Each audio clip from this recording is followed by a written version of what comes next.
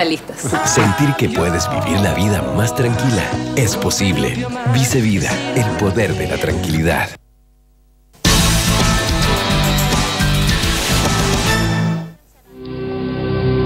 ¿Sabía usted que el Estado de Chile fue sancionado por prohibir la exhibición de la película La Última Tentación de Cristo?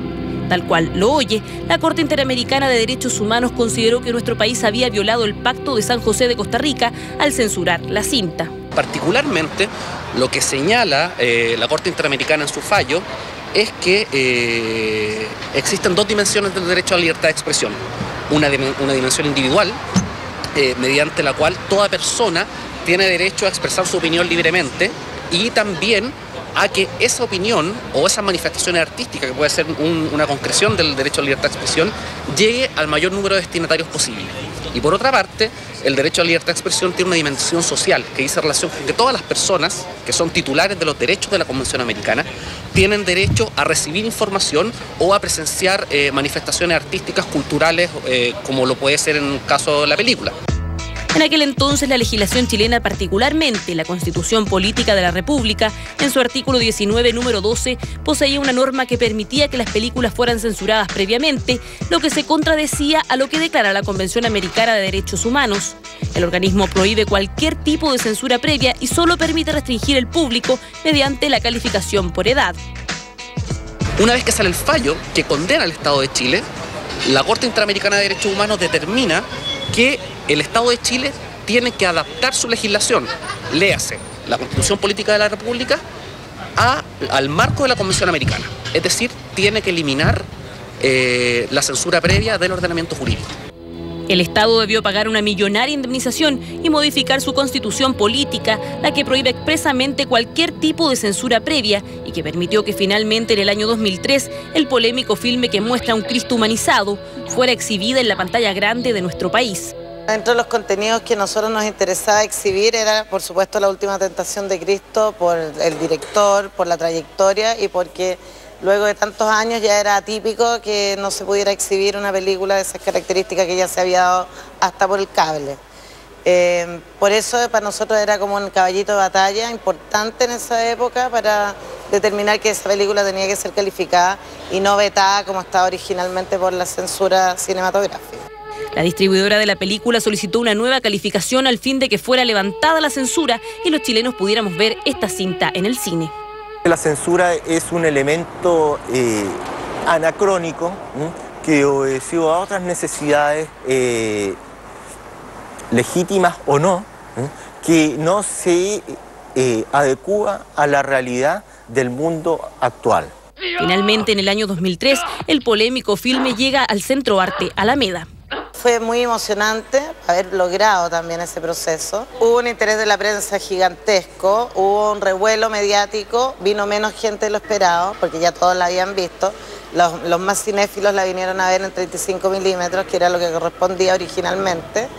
Ese día se generó una contramanifestación con la película, pero que eran 20 personas, que era, yo creo, el ala más ortodoxa, católica, que todavía seguía pensando que la película era pecado.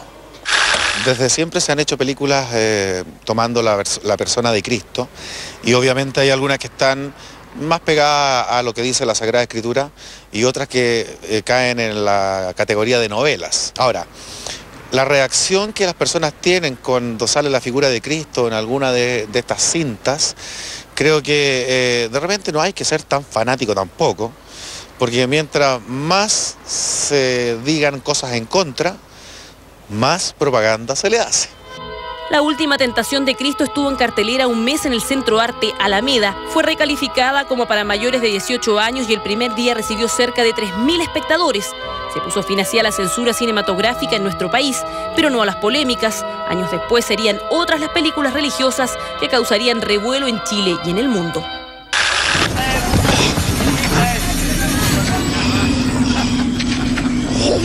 Popular pero polémica. Al parecer, esta es la mezcla perfecta para que una película sea exitosa. La Pasión de Cristo, cinta dirigida por Mel Gibson, provocó revuelo mundial. Por una parte, muchos la consideraron antisemita, debido a que, según sus detractores, se mostraba a los judíos como unos bárbaros. Por otra parte, se criticó la crudeza de las imágenes donde se exhibe a Jesús golpeado, torturado y crucificado. Pero la controversia no llegó hasta ahí. Una mujer estadounidense de 52 años murió de un ataque al corazón mientras veía la película. Supuestamente su deceso se habría debido al nivel de violencia del filme. Está basada prácticamente en la Sagrada Escritura y prácticamente está a la pata de la letra. Entonces lo único que hizo ahí el director, que fue Mel Gibson, tratar de llevarlo como al cine de la manera más realista posible de la Pasión de Cristo. Entonces, pero prácticamente está todo basado en la Sagrada Escritura y es bastante buena la película además, está muy bien hecha. Entonces, creo que es lo que se asemeja más a lo que haya sido la realidad. Entonces, creo que en este sentido, cada vez que se hace una película con la figura de Cristo, siempre es atractivo. El Código Da Vinci es otra de las películas cuestionadas. Se basó en un bestseller del mismo nombre, cuyo autor es el superventas de la literatura Dan Brown. La historia habla del descubrimiento de parte de los protagonistas de una conspiración de la Iglesia Católica con el fin de no revelar varias verdades de Jesús. Su estreno provocó la reacción airada de grupos cristianos, quienes llamaron a no ver el film. El Vaticano además ya había hecho público su malestar cuando el libro que inspiró la película fue puesto a la venta. Pese a la polémica, El Código Da Vinci fue una de las películas más vistas ese año. ¿Qué te parece a ti que existan estas repercusiones que pueden provocar el cine cuando se habla de religión? Me parece algo sano, algo que debe suceder siempre cuando uno está creando y comunicando. No necesariamente para mí la blasfemia o el tener un acto irreverente sobre iconos católicos o sobre Dios en este caso, o sobre un tipo de Dios, necesariamente significa algo negativo. Como te decía, el arte y el vínculo de la comunicación siempre tiene que ver con la interpretación y no necesariamente con algo proselitista. Durante la historia del cine son innumerables las películas de índole religioso que han generado polémica, airadas reacciones e incluso censura.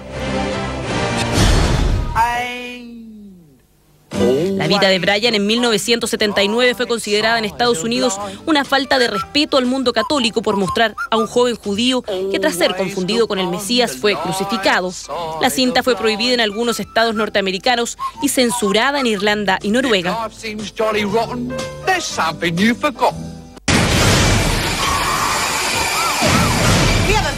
Estigma también fue controversial. La película aborda el tema de los estigmas de la crucifixión, lo que causó malestar en el mundo cristiano.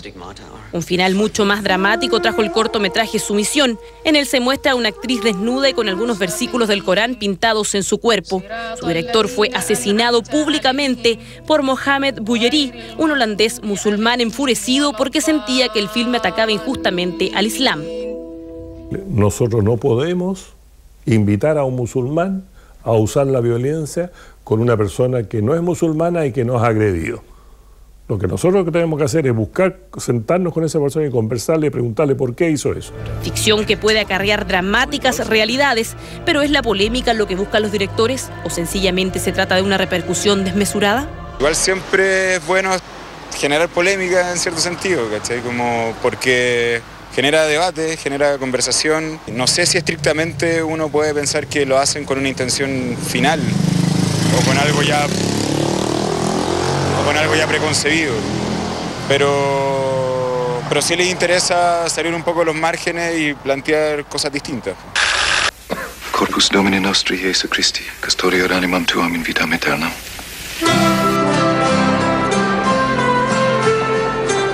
El pájaro canta hasta morir es otra de las películas que consignaremos en este reportaje, y no por su duración de 8 horas, sino por la polémica que generó debido a que en ella se muestra a un sacerdote que rompe sus 3 votos que juró el día de la ordenación. Es como prácticamente una teleserie, porque dura como 8 horas. Entonces, pero en realidad lo que se dice ahí en esa película es como que el sacerdote que aparece como figura protagonista cae en los 3 votos que prometió. O sea, en la pobreza, en la castidad y en la obediencia. Una historia que sacó ronchas en el mundo católico en plenos años 80 y que se convirtió en la segunda miniserie más vista en Estados Unidos. Estas imágenes muestran lo que aún está sucediendo en Medio Oriente tras la publicación del polémico video de Mahoma. Justamente en esos países aún existe la censura, esa imposición de no ver ciertos contenidos y que transgrede nuestros derechos. Afortunadamente en Chile está prohibida la censura previa, por lo que cualquier película puede ser exhibida por polémica que parezca. La diferencia es que el Consejo de Censura Cinematográfica no fundamentaba sus decisiones. En cambio, el Consejo de Calificación Cinematográfica no solamente fundamenta sus decisiones, sino también establece un mecanismo de impugnación de sus medidas. Estamos en una democracia, no en una teocracia donde se basan las leyes a partir de la creencia y el credo. Y me parece algo que nefasto, o sea, algo nefasto no solamente para un proceso creativo, para el arte, sino también para una sociedad donde se necesita tocar todos los temas posibles para poder plantear más verdades. Toma una figura tan importante como a nosotros, como es Cristo, que es Dios. Es lo mismo que pasa con otras religiones y a lo mejor se habla mal o muy mal o se hacen burlas. Creo que ahí se cae realmente en algo que no debería ser. Se alega esto de que la libertad de expresión, que uno puede decir o hacer cualquier cosa. Y yo creo que cuando se pierde el respeto y se pasa a llevar a otras personas, creo que no es justo y no está bien, en realidad. Pero así y todo, sigo pensando de que mientras más hablamos de algo, más propaganda le hacemos.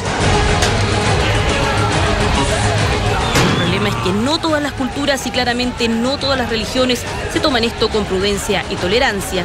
El fanatismo le dirán algunos, el apego a la fe lo llamarán otros, y las expresiones de defensa de esas creencias pueden resultar trágicas y violentas, como hemos visto. Entonces ahí nos encontramos en la encrucijada. La libertad de arte, la libertad creativa, ¿puede poner en riesgo vidas humanas? O incluso, ¿tienen los cineastas que hacerse responsables de las consecuencias que generen sus películas? Para ello habría que detectar dónde está el verdadero problema, en el emisor o en el receptor.